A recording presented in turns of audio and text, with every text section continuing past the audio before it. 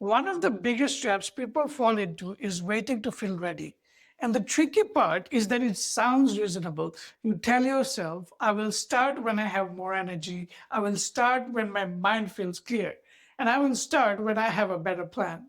And I will start when life comes down a little, or I will start when I feel like myself again. And on the surface, none of that sounds lazy. It sounds responsible, it sounds mature, it sounds like you're trying to do the right thing properly. But the problem is this: most of the time, readiness does not arrive before action. Readiness is created by action. That is why you can spend days, weeks, or even months waiting for the right feeling and nothing changes. You are not waiting because the task is impossible. You are waiting because your brain has turned readiness into a permission slip. And until you feel ready, you do not allow yourself to begin. But what if the feeling never comes first? What if you're not supposed to feel ready before you start? What if the first step is what creates the feeling you have been waiting for? I have seen this in my own life, especially with daunting tasks, the unknown task, the task where I felt unprepared for, the task where I already felt left behind before I even started. During exam periods, I noticed this very clearly. If the exam was on a subject I liked or a subject I understood, preparation was still work, but I could engage with it. But if the exam was on a subject I did not like or did not understand or felt unprepared for, something changed. The task became heavier before I even touched it. And then the excuse started. My mind is not clear. I'm not ready. I should plan first. I should wait until I can do it properly. I should wait until I feel more in control. At that time, those excuses felt real. But looking back, I can see what was actually happening. I was not just avoiding the task, I was avoiding the feeling attached to the task. This is what we are talking about today. Why you keep waiting to feel ready, why that waiting feels so convincing, and how to start moving before your emotions fully agree with you. Waiting to feel ready is not random. It has a function. It protects you from discomfort. When you wait, you do not have to face the uncertainty of starting. You do not have to test yourself. You do not have to risk failing. Waiting creates a temporary sense of safety because as long as you have not started yet, you can still imagine a perfect version of yourself doing it later. Later, you will be focused. Later, you will be disciplined. Later, you will have the perfect routine. Later, you will finally sit down and do it the right way. The future version of you feels clean because it has not been tested yet. But the moment you start, reality enters the picture. You might struggle, you might get tired, you might not do it well. You might realize the task is harder than you expected. You might have to face the gap between the person you imagined yourself being and the person who is actually sitting there trying. That gap is uncomfortable. So your brain says, not yet. Let's wait until we feel ready, but sometimes not yet is not a wisdom. Sometimes not yet is fear wearing the mask of preparation. And this is why procrastination can become so convincing. It does not always feel like laziness. Sometimes it feels like caution. Sometimes it feels like planning. Sometimes it feels like you are being responsible. You tell yourself, I'm not avoiding this. I'm just waiting until I can do it properly. So waiting becomes a way to avoid that emotional exposure. This is how readiness becomes a trap because you're not actually defining what ready means. You're just waiting for a feeling that gives you total confidence. But total confidence is rare. Most meaningful things begins with some resistance, right? You can care about something and still feel unready. You can want to change and still feel hesitation. You can know what to do and still not feel emotionally prepared to do it. That does not mean you are broken. That does mean that your nervous system is trying to avoid uncertainty. The mistake is believing that uncertainty means stop. Most of the time, uncertainty just means you are near the edge of action. This is especially true with the task that exposes weakness. A task you already understand is easier to enter. A task you enjoy is easier to enter. A task that feels familiar is easier to enter. But a task that feels unknown or difficult immediately creates friction. And because of all that uncomfortable feeling, your brain starts searching for better condition, better mood, better energy, better timing, better plan, better environment. But sometimes better condition is just another way of saying, I want this to stop feeling uncomfortable before I touch it. And that is the trap. Because some tasks only becomes less comfortable after you touch them. A lot of people do not just wait to start. They wait for the perfect emotional scene. They imagine the start looking clean, a quiet room, a clear desk, a focused mind, a perfect morning, no stress, no guilt, no distraction, no unfinished problem in the background. Maybe even perfect weather, perfect lighting, perfect cinematic ambience, a cup of coffee, a clean notebook, a version of yourself that finally feels calm and in control. Then they compare that fantasy to real life. Real life is messy. You are tired, your room is not perfect, your phone is distracting you, you have other responsibilities. You are already behind. Your mind is carrying five different things. So the brain compares the fantasy start to the real start and says, this is not it. This does not count. Let's wait. But most real progress does not begin in a perfect scene. It begins in an imperfect one. It begins when you are tired, but you still open the document.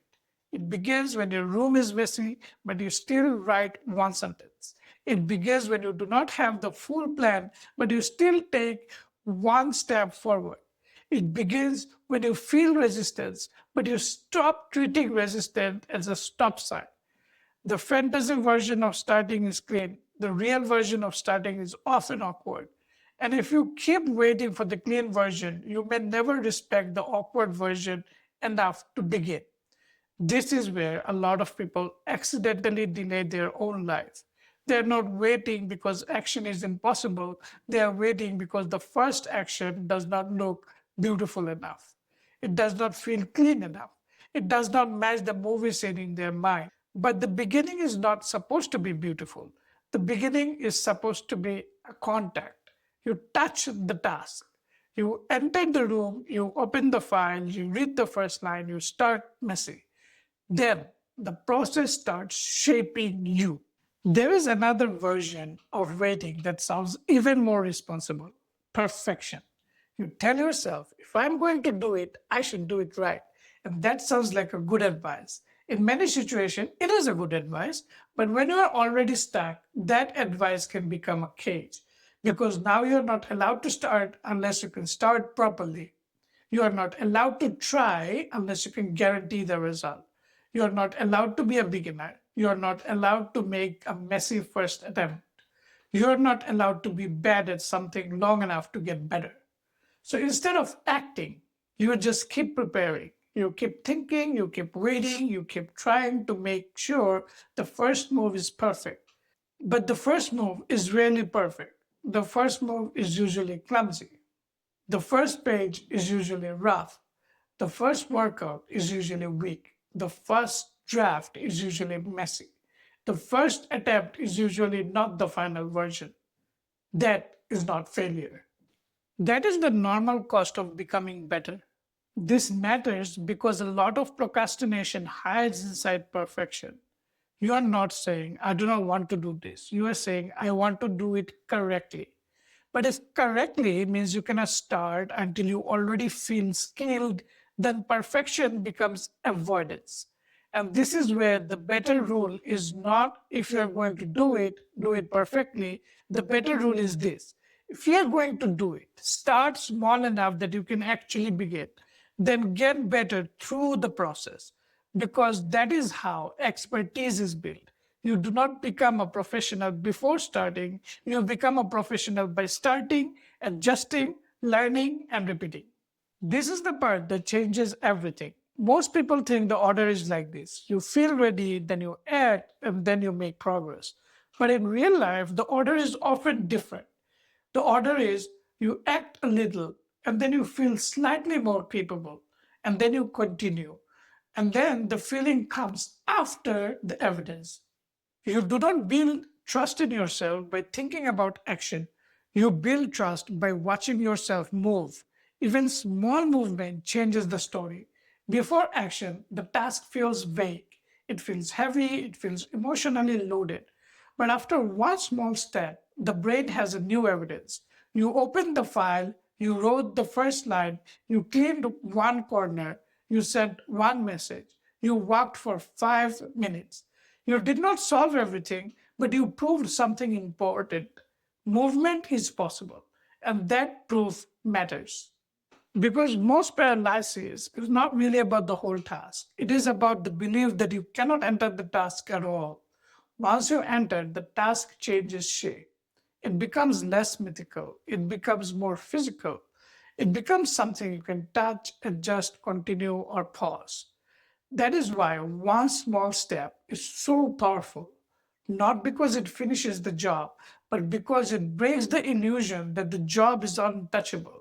When I look back at the tasks that I avoided, the hardest part was often not the task itself. The hardest part was entering the task because before entering, my mind could turn it into anything: a disaster, a judgment, a giant mountain, a proof that I was behind. But once I actually touch the task, even slightly, it becomes more real and less terrifying. It's not easy, but real. And real things can be handled. Vague monster under the bed cannot be handled. Motivation is helpful, but motivation should not be treated like permission. You do not need motivation to grant you access to your own life. If motivation shows up, great, use it. But if motivation does not show up, that does not mean that the day is totally wasted. You can still take small actions. You can still create a signal. You can still give your brain evidence. This matters because waiting for motivation can quietly turn into waiting for rescue. You start hoping something outside of you will shift your internal state. A video, a quote, a perfect plan, a new notebook, a new app, a new system, a new version of yourself. And sometimes those things help, but they cannot replace contact with the task. At some point, you have to touch the thing directly, even lightly, even badly, even for 1 minute. Because the goal is not to feel inspired forever. The goal is to reduce the distance between you and the action. And this is difficult because motivation feels like emotional approval. When you're motivated, action feels aligned. It feels natural. It feels like your mind and body are cooperating. But when you're not motivated, action feels almost wrong. It feels like you're forcing yourself. It feels like the timing is off. It feels like maybe you should wait. But you do not need every feeling to agree before you begin. You just need the action to be small enough that you can do it while those feelings are still arguing. A lot of the time, when people say, I do not feel ready, what they really mean is this: I do not feel safe starting. Not physically unsafe, but emotionally unsafe. Unsafe to try and fail, unsafe to look inconsistent, unsafe to be a beginner, unsafe to face how far behind I am, unsafe to discover that this matters to me, unsafe to care and still struggle.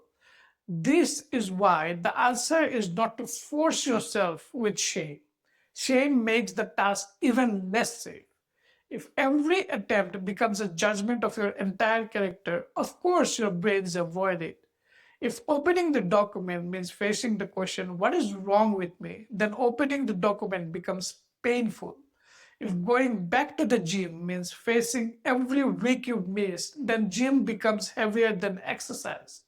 If restarting a project means replaying every past failure, then project becomes a courtroom. And nobody wants to voluntarily walk into a courtroom every day. So the goal is not to attack yourself into readiness.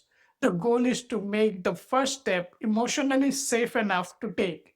That means smaller, simpler, less dramatic, less connected to your identity. Not I am changing my whole life today.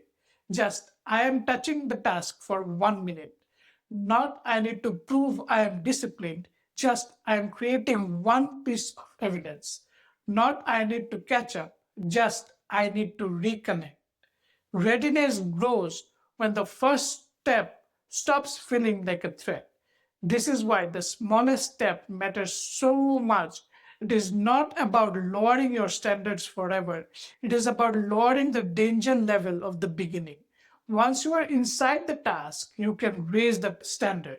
But if the entry point is too emotionally expensive, you may never enter at all. When you keep waiting to feel ready, do not start by asking this: how do I finish this? Ask: how do I lower the cost of entering this? Because entering is the real battle. Once you are inside the task, you can adjust. But from the outside, the task feels bigger than it is. So lower the cost of entry. Do not plan the whole workout. Put on the shoes. Do not clean the whole room. Clear one surface. Do not write the whole script. Write the first ugly sentence. Do not fix your entire schedule. Choose one thing for today. The first step should be so small that your brain does not have enough time to turn it into a dramatic event. And this is important. Small does not mean meaningless. Small means accessible. Small means you're removing the emotional gate. A lot of people disrespect small steps because they do not feel impressive.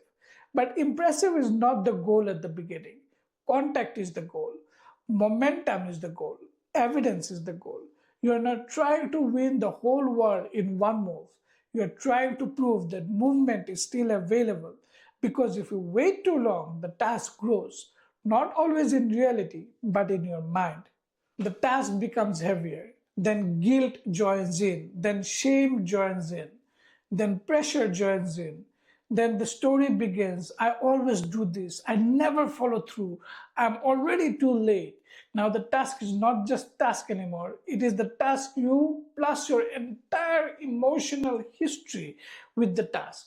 That is why small entry matters. You are trying to start before negative feeling fully catches up. You are trying to take one step before your mind builds a mountain. There is a strange moment that happens when you begin before you feel ready. At first, it feels wrong. Your brain will say, I do not feel like doing this. This is not the right time. I am not in the right state. This is not enough. But if the step is small enough, you can do it while those thoughts are still talking. You do not need to defeat every thought first. You do not need to feel perfectly aligned. You just need to move while the resistance is present. And then, after a little movement, something changes. Not always dramatically, not like a movie, but enough change. The task becomes slightly less distance. Your body understands that you are doing it. Your brain receives evidence. Your emotional fog starts to thin. And even if you stop after 1 minute, you have changed the meaning of the day. The day is no longer I avoided it again. The day becomes I touched it, I made contact, I proved I can enter. And that matters. Because self trust is not built from giant promises. Self trust is built from repeated evidence, especially small evidence, especially on days when you did not feel ready. That is the real difference. You're not trying to become fearless before starting. You are trying to prove that fear does not have total control over entry. You can feel unready and still open the file. You can feel tired and still write one sentence. You can feel uncertain and still take one step. You can feel behind and still return. This is not weakness. This is the beginning of self trust. So, if you're waiting to feel ready, here is the question: what is the smallest action you can take before readiness arrives? Not the best action, not the most impressive action, not the action that fixes everything. The smallest real action. The goal is not to become a completely different person in one day. The goal is to stop making readiness the price of entry, because you may not feel ready at the beginning. You may still feel tired, you may still feel uncertain, you may still feel behind, you may still feel the resistance. But you can move with those feelings present. And once you move, even slightly, you are no longer waiting outside your own life. You are back in contact with it. That is the shift. You do not wait for readiness. You create evidence. And the evidence creates readiness. So do not make waiting your identity. Do not make avoidance your proof. So the next time your brain says, I will start when I feel ready, do not argue with it for an hour. Do not shame yourself. Do not build a perfect plan. Just ask this: what is the smallest way I can begin before I feel ready? Because the first step does not need to prove everything. It only needs to prove one thing: that movement is possible. And once movement is possible, the task is no longer a wall, it is a door. You do not need to feel ready to open a door. You just need to touch the handle. If this helped, subscribe for more videos about starting, restarting, consistency, and building momentum without turning your life into a punishment system. And today, before you feel ready, take the smallest action that is enough to begin.